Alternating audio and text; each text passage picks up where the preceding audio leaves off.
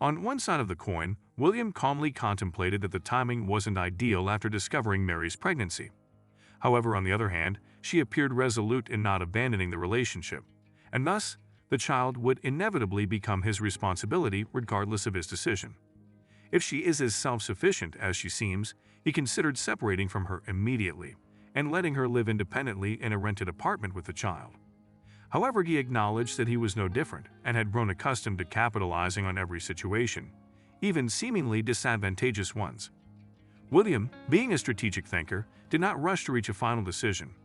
He pondered numerous scenarios, but nothing sensible came to mind. Eventually, he concluded, fatigued from his contemplation, that he would seek advice from his mother.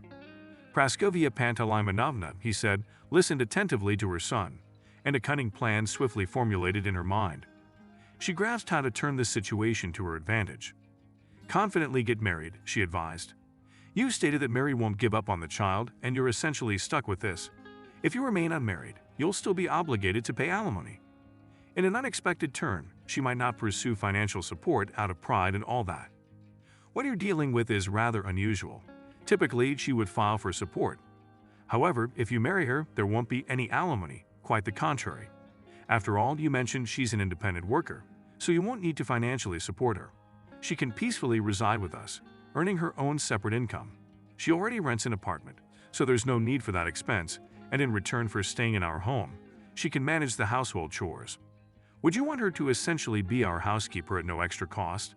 It's a better option than merely paying alimony to some unfamiliar woman.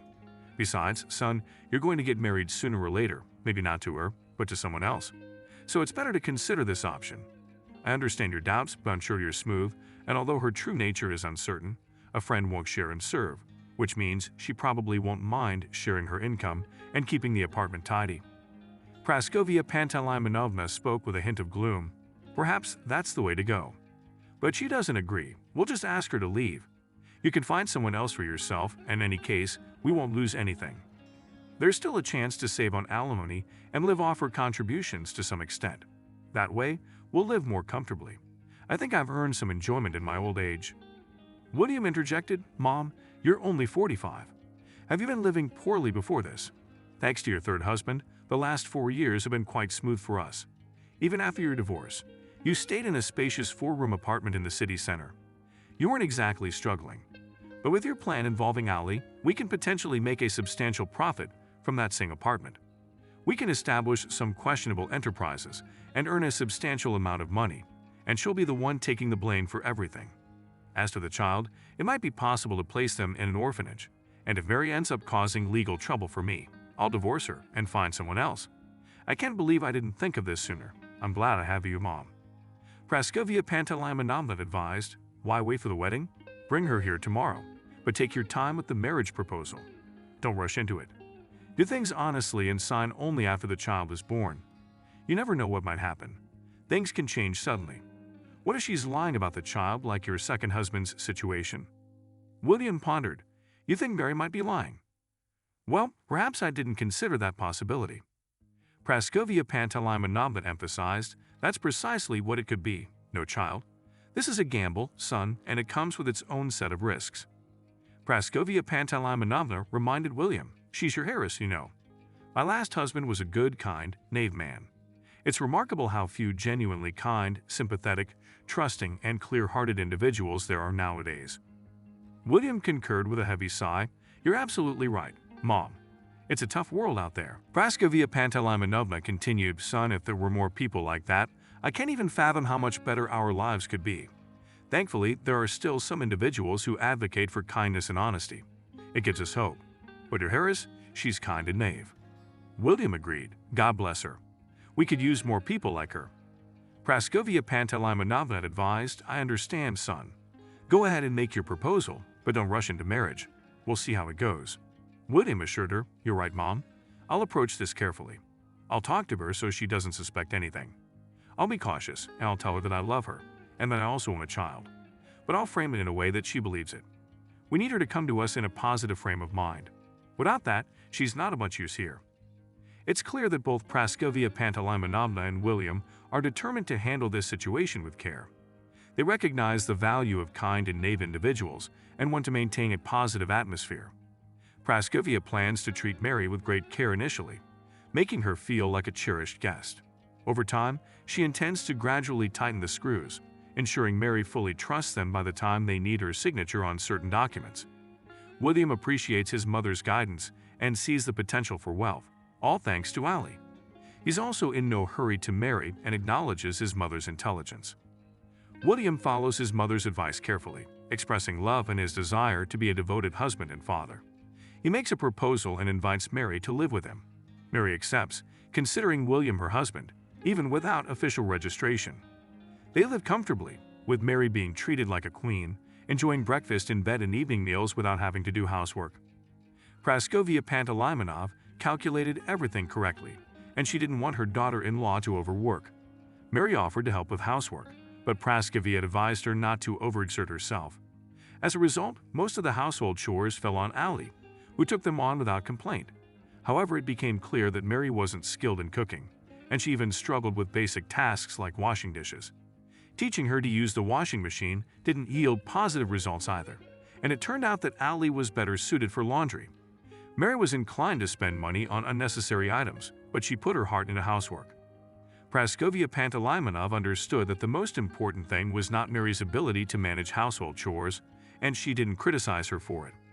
Instead, she relieved Allie from all housework and prohibited her from engaging in any such tasks. The reason given was that Mary would soon become a mother, and once the child was born, her focus would naturally shift. William began to contemplate the wedding, and he asked his mother, "Mom, is it time?" Praskovia Panteleimon responded, "The child's birth is the most important thing now. The wedding can wait. It's not going anywhere." It seems that Mary is not insistent on signing the papers, which is a good thing for their plan to have their questionable enterprises. William has the documents ready to sign, and he wants to convince her that this will make her a wealthy woman even before the wedding. However, when he brings up the idea of signing the papers, Mary flatly refuses, saying she doesn't need any of it. She expresses her refusal with tears in her eyes, feeling that it's dishonest to accept such a gift. William is puzzled by Mary's reaction, asking her why she thinks he's robbing her. Mary responds emotionally, explaining that he's transferring his businesses to her, and if she leaves him, it would be dishonorable. She suggests a different approach, offering to make the signing of the documents a wedding gift to him, emphasizing his disinterested love and the fact that he's the father of her child.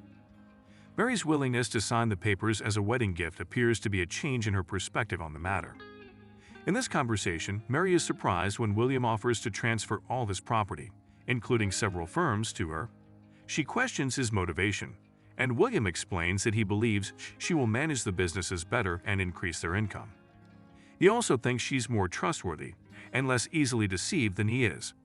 William agrees to consult with his mother, Praskovia Panteleimon, about the decision. Mary appreciates William's willingness to share the profits, suggesting that half should go to him and half to his mother, as she believes Praskovia Panteleimon deserves a share as well. William acknowledges his mother's desire to rest in her older age and agrees to proceed with the arrangement. Mary is moved by his kindness and caring nature. It appears that they are working together to make important financial decisions, with an emphasis on trust and support. In this continuation of the narrative, Mary expresses remorse and guilt for becoming focused on the profits of her companies and not thinking of others. She regrets wanting to burden Praskovia Panteleimon with additional troubles and worries in her older age. Mary appreciates William's kindness and the fact that he has a good father. They decide to go to the notary to sign the necessary documents. Upon reading the documents, Praskovia Panteleimon quickly understands the situation and confronts Mary. Mary admits to overhearing a conversation between William and Praskovia, revealing their intentions to frame her and put her in jail, as well as their plans for her child. Praskovia Panteleimon acknowledges the situation, and Mary implies that it is all clear to her now, with no further questions. This part of the narrative depicts a complex and tense situation within the